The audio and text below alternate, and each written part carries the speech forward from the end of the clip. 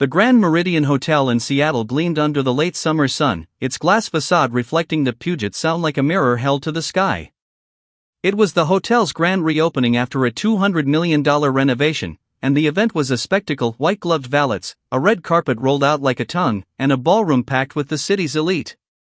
Tech moguls, real estate tycoons, and influencers sipped artisanal cocktails while a string quartet played something soft and forgettable.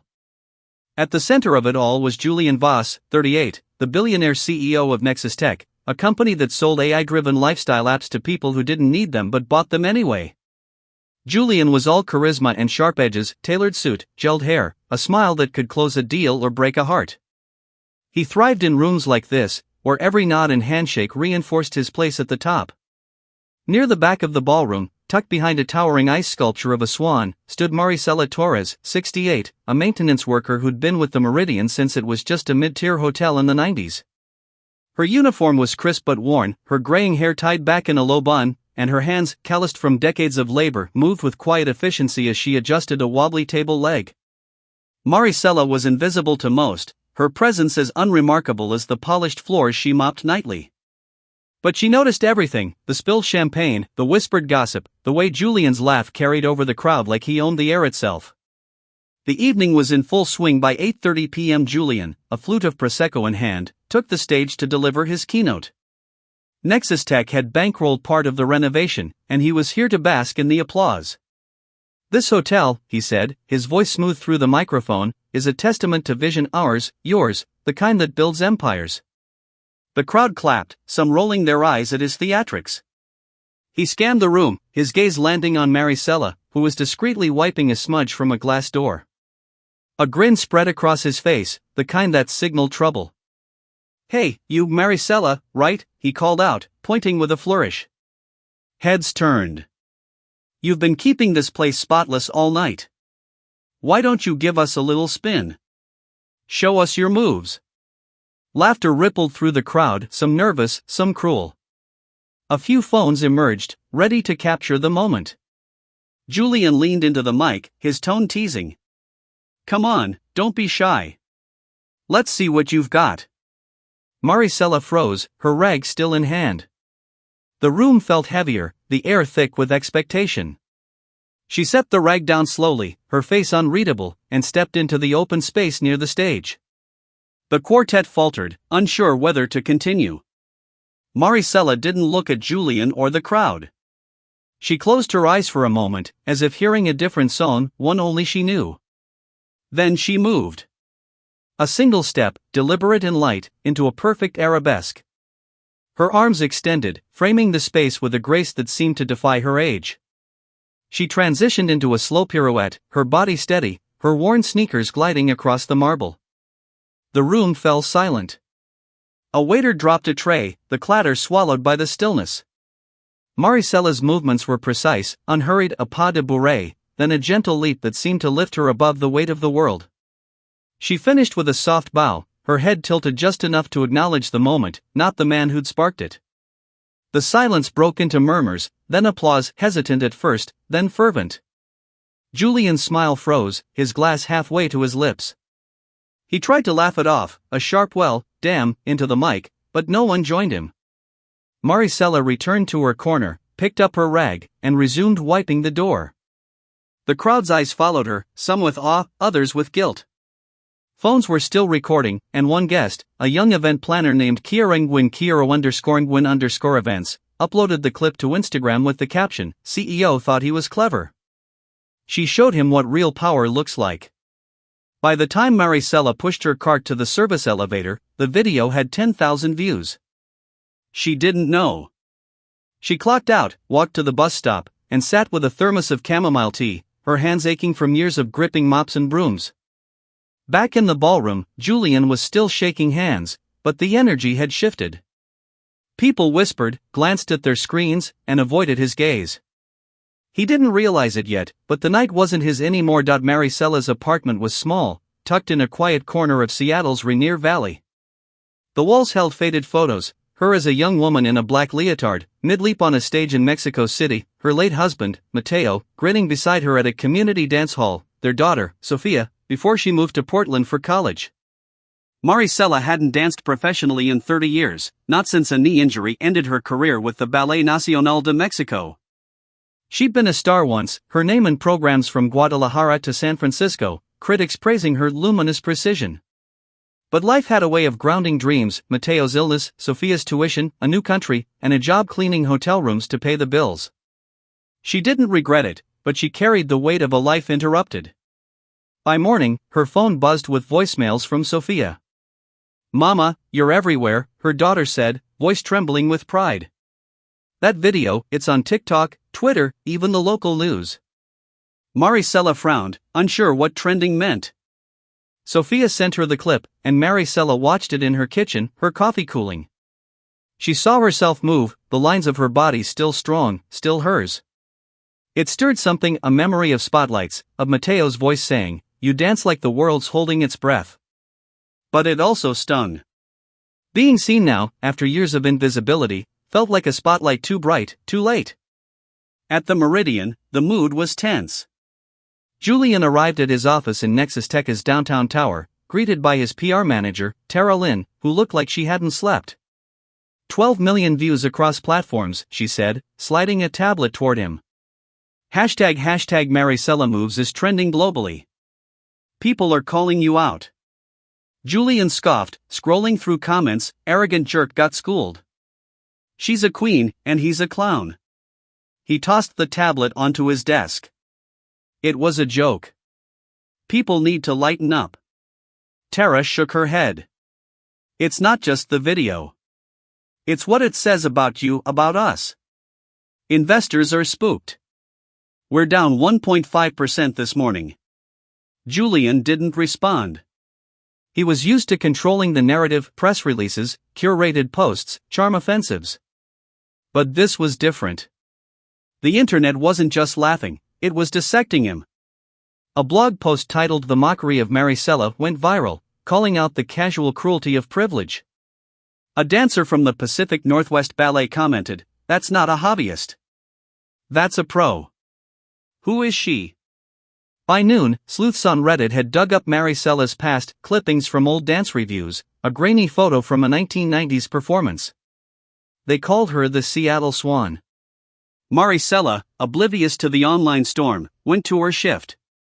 Co-workers treated her differently, some offered shy smiles, others avoided her, unsure how to act. A young concierge, Diego Ramos, approached her in the break room. "Ms. Torres, I saw the video. My sister dances. She said you're incredible." Maricela nodded, her voice soft. "Tell her to keep dancing. It's worth it." Diego hesitated, then added, "People are saying you used to be famous. Is that true?" Maricela's eyes flickered, but she only said, "I used to dance. That's all." That evening, a local news van was waiting outside the Meridian. A reporter, Lila Chen, asked for an interview.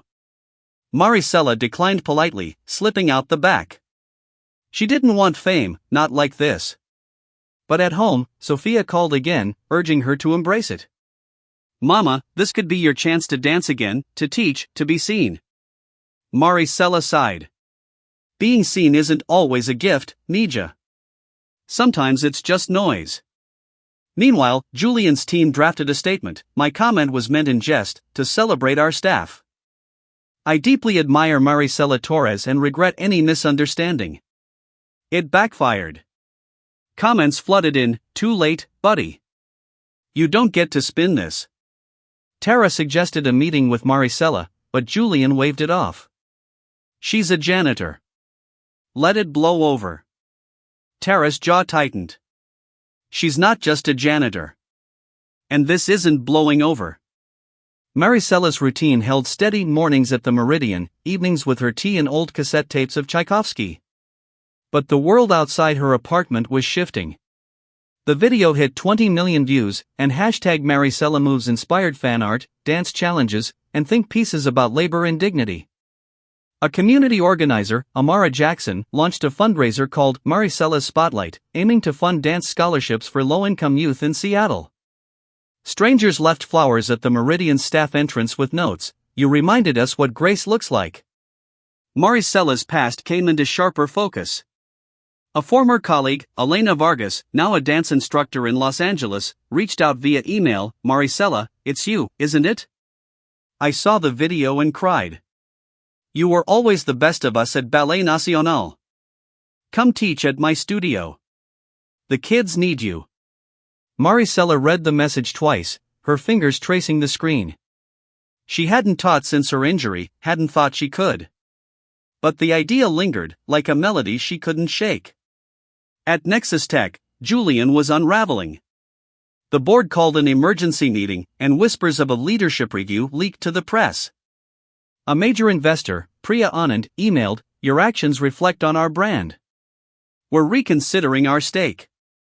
Julian tried to charm his way out, hosting a livestream to clarify the incident, but his flippant tone, "It was a party, folks, relax," only fueled the fire. A viral meme juxtaposed Maricela's bow with Julian's smirk, captioned, "When you think you're the main character, but the story's not yours." Maricela, meanwhile, visited a local dance studio at Amara's invitation. The studio was small, with scuffed floors and mirrors taped at the edges, but it felt like home. She watched a class of teens stumble through plies, their faces a mix of frustration and hope. Amara introduced her, "This is Maricela Torres, a legend." The kids gasped, recognizing her from the video. One girl, Camila, asked, "How do you dance like that? Like you're not afraid?" Maricela smiled faintly. "You don't dance without fear. You dance with it, and you keep going." She agreed to guest teach a class, just one, to test the waters. The students hung on her every word, mimicking her posture, her breath. For the first time in years, Maricela felt the old spark, the joy of movement, of sharing it. Afterward, Camila hugged her, whispering, "I want to be like you." Maricela's throat tightened. She hadn't realized how much she'd missed this. Back at the Meridian, employees started a quiet rebellion. They wore pins with a swan silhouette, a nod to Maricela. Diego organized a staff petition demanding better treatment for maintenance workers. Julian, cornered by bad press, agreed to meet Maricela. The meeting was awkward, held in a sterile conference room. "I didn't mean to offend," he said, his tone rehearsed. Maricela's gaze was steady. "You didn't offend me, Mr. Voss. You underestimated me." "That's worse." Julian shifted, unprepared for her calm authority. "I'd like to make this right," he said. Maricela stood. "Then see the people who keep your world running. Not just me, all of us." The news cycle churned, and Maricela Torres became a phenomenon. National outlets ran stories. Seattle janitor stuns tech mogul with ballet mastery. The Maricela's Spotlight fundraiser grew, raising $100,000 for dance scholarships. Amara Jackson invited Maricela to a community gala to celebrate the fund, where she'd be honored. Maricela hesitated but agreed, urged by Sophia. She wore a simple black dress, her hair still in its bun, and when she entered the community center, the crowd stood, clapping. She didn't dance that night, but she spoke, her voice soft but clear. "I danced for myself once. Now I dance for those who need to know they can." The room roared with applause. Maricela began teaching regularly at the studio, her classes packed with kids from diverse backgrounds. She taught them not just technique but resilience, how to fall and rise again. One student, Jamal, a shy 15-year-old, bloomed under her guidance, landing a spot in a regional dance company. Maricela's heart swelled, not with pride but with purpose. She hadn't planned to return to dance, but it found her, like an old friend. At Nexus Tech, the board's review concluded. Julian wasn't fired, but his role was curtailed, less public-facing, more operational. He met Maricela one last time, unprompted, at the Meridian staff entrance. "I'm sorry," he said, "no cameras, no script. I saw you as a prop, not a person." "I was wrong." Maricela nodded. "Learn from it. That's enough." Julian left, quieter, his charm dimmed but not gone. He started volunteering at a community center, coaching kids in coding, seeking redemption in small steps. The Maricela's Spotlight program expanded, opening a dance school in Rainier Valley. Maricela became its artistic director, her name on the sign, though she insisted it be small. At the opening, she danced a short solo, her first public performance in decades. The audience wept, not for spectacle but for the quiet power of a woman who'd never stopped moving. Seattle changed. 2 businesses adopted fairer labor policies, inspired by the Maricela effect, a term coined by a local paper. Maricela sat at home one evening, a cassette of Mateo's favorite waltz playing softly. She didn't need the world's eyes anymore. She had her own, clear, steady, and full of light.